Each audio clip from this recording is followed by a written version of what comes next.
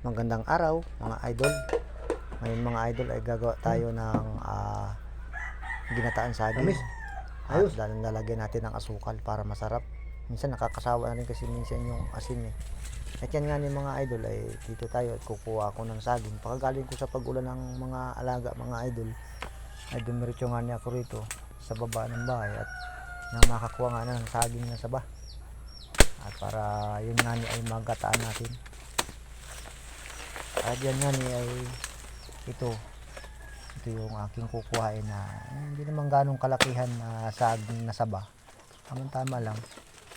At kasi yung ating gagawin gagataan, sobrang tigas na nga mga idol dahil nga hindi ko kinukuha at dahil nga ngayong panahon na ito ay naisipan kong magluto niyan dahil nga ni mga idol ay maulan, ay tama mga idol na masarap ngayon yung mga ginataan pag ganyang maulanin.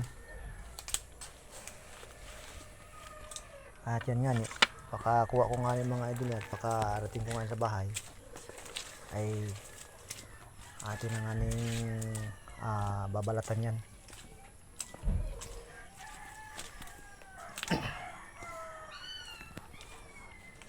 Ganyan kasi ang ginagawa namin pag yung maulan, nagluluto ng ganyan. Ayan binabalatan ko na nga ni. At nang sa ganun nga ni ay makapagluto na tayo niyan.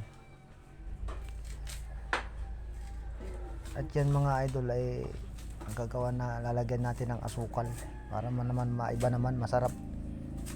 At abangan nyo yung pagluto ko at para makita nyo na talagang ayos na ayos talaga kahit saban saging lang natin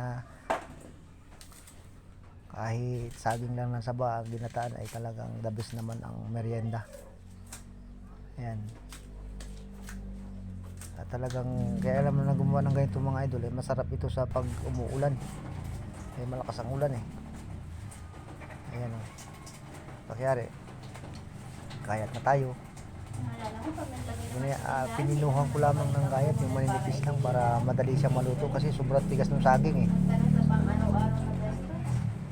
Sobrang tigas na ng saging kaya medyo nililitan ko lang ng gayat para naman yung gata niya ay manuot dun sa loob ng saging.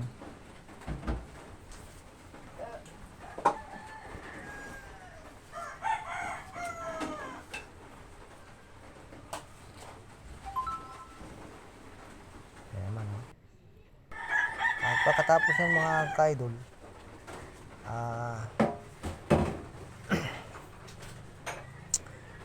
yan na nga ni ilalagay natin sa kaldero.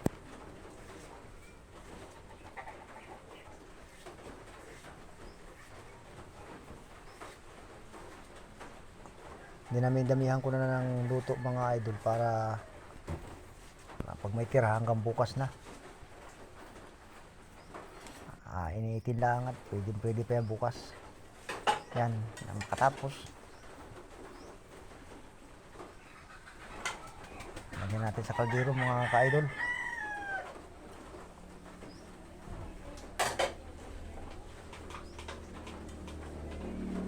Yan.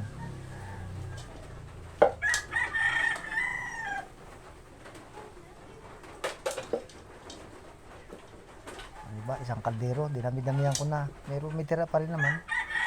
Sa sunod naman na araw yung tira na ito, babalatan natin yan.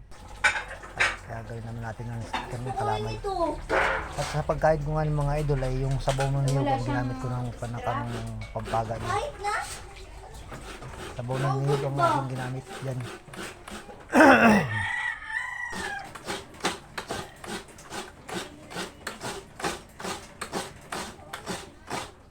Kadalasan kasi yun ang ginagawa namin pag yung magagata nga ng mga saging ganyan ay yung sabaw ng niyog ang aking ginagamit.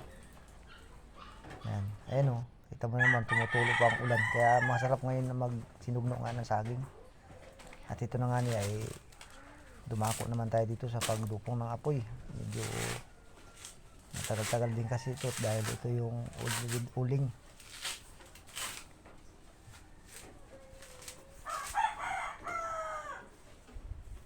Ayan.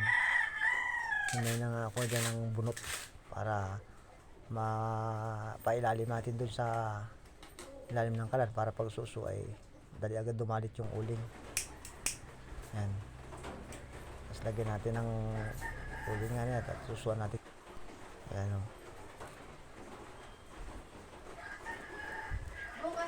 Medyo matagal nga niya at medyo basabunot.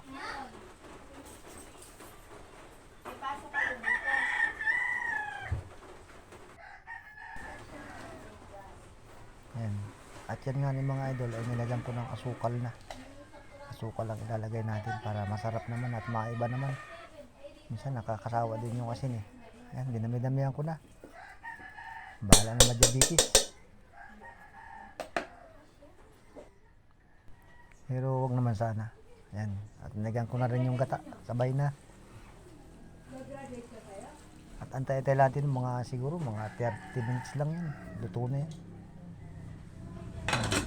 Okay. Ready na yan. Ready na isa lang. Okay. Antay-antay lang natin yan. At paypayan natin kasi medyo matagal to. Ayan o. At yan na nga ni. Habang nagpapahinga tayo mga ka-idol. Antay-antay natin yung maluto yung ating sinalanganin na yan. Ayan o. Ang tagal. Kaya yan o. Pakaluto nga ni yan. Yan o. At pakalo ko. Ay talaga namang nagabagkat ng mga idol sa gata o. Talaga namang ayos na merindahan mga ka-idol. Kita mo naman. Saging lang ay talagang sarap na ito. Wow, ay. At pwede na natin ng tikman yan mga ka-idol. At nang sa ganun ay malanta ka na ito. Okay, kitang-kita mo naman mga idol. Wow, ang gata. Ang sarap. O diba mga idol? At yan ay titikman na natin yan. Nakayari din yan kahit mainit-init pa. Tikim na kaagad. O diba? Tikim na kaagad mga idol. Kita nyo man, sarap na sarap. O diba? Yun lamang. At thank you for watching mga idol. God bless.